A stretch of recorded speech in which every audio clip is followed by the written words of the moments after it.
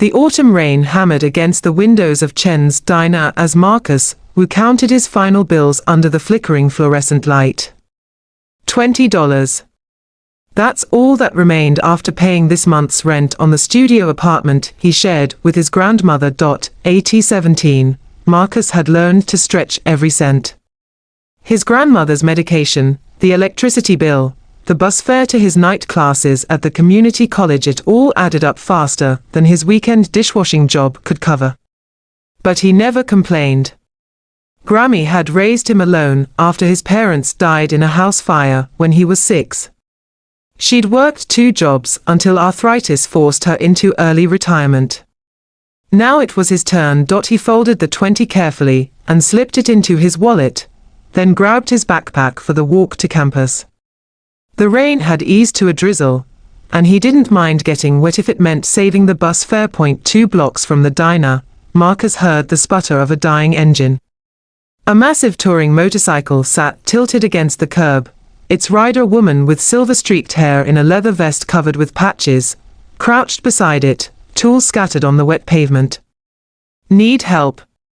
Marcus called out. The woman looked up, her weathered face creased with frustration.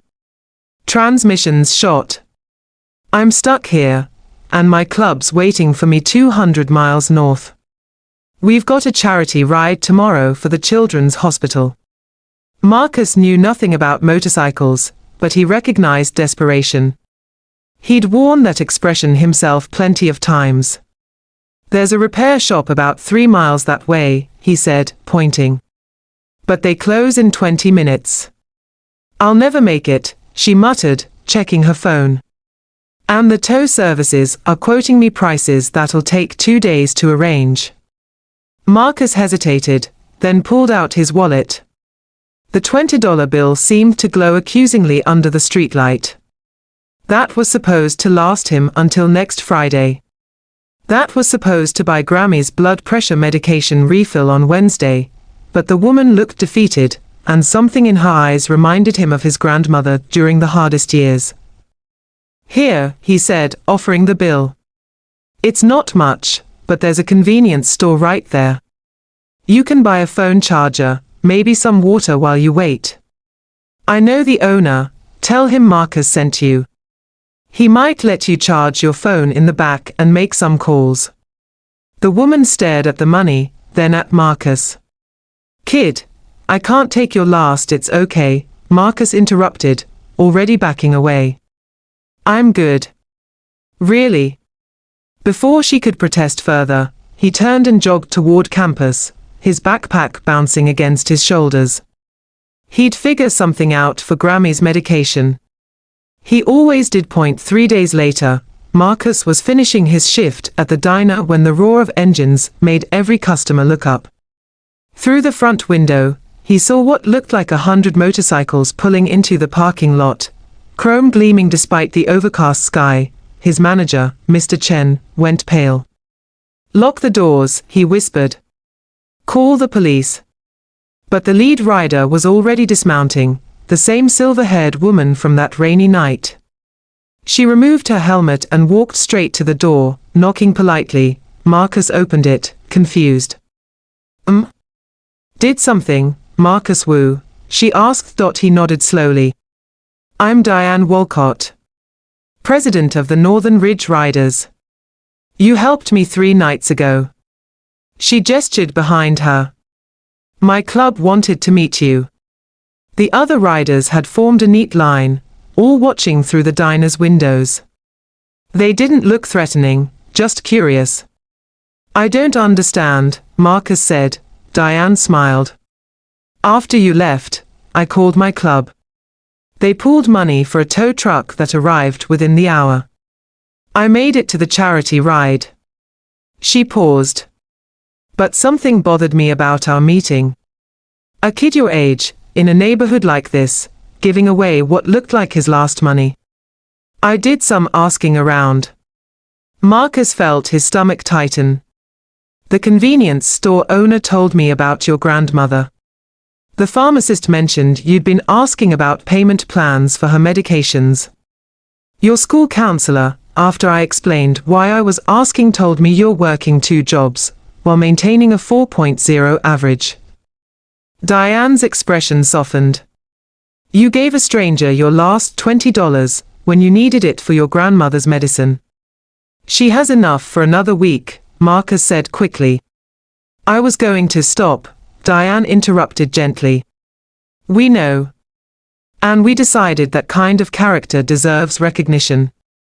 She pulled an envelope from her jacket and handed it to him. Marcus opened it with trembling fingers. Inside was a check that made his knees weak, $15,000. That's from the club's emergency fund, Diane explained. It should cover your grandmother's medications for the next 2 years, plus your tuition through graduation. Marcus couldn't speak. Tears blurred his vision. But that's not all, Diane continued. 3 of our members own businesses. Jerry runs an auto repair shop and says he can train you in motorcycle mechanics, better pay than dishwashing. Sandra manages a tech firm and wants to talk about an internship. And Frank's a retired teacher who offered to tutor you for free if you're planning on engineering school. The other riders had begun filing into the diner, each stopping to shake Marcus's hand or pat his shoulder. They weren't a gang. They were accountants and teachers and nurses and contractors, people who'd found community in riding together and giving back to their towns. Mr. Chen emerged from the kitchen, no longer afraid, carrying trays of food. On the house, he announced. Any friend of Marcus is welcome here. That evening, as the sun set and the riders prepared to leave, Diane pulled Marcus aside one final time. You know why we really did this? She asked. Marcus shook his head, still overwhelmed. Because the world's got enough people who look out for themselves first. We need more people like you, people who see someone struggling and help, even when it costs them everything. She squeezed his shoulder. Don't lose that, Marcus. That's worth more than any amount of money. As the motorcycles rumbled away into the twilight, Marcus stood with his grandmother, who'd been brought to the diner by one of the riders. She held his hand tightly, tears streaming down her face. What did I tell you? She whispered. Kindness always comes back around. Marcus nodded, clutching the envelope that would change their lives. But what meant more than the money was the lesson he'd carry forever, that helping others, even at great personal cost, creates ripples that travel farther than we can ever see, and sometimes, those ripples come back as waves. Hello everyone. If you are enjoying this video and finding it helpful, don't forget to support our channel. Please subscribe to our channel, press the like button, and share this video with your friends and family. Also, make sure to turn on the notification bell so you never miss our upcoming videos. We regularly upload amazing, informative, and entertaining content just for you.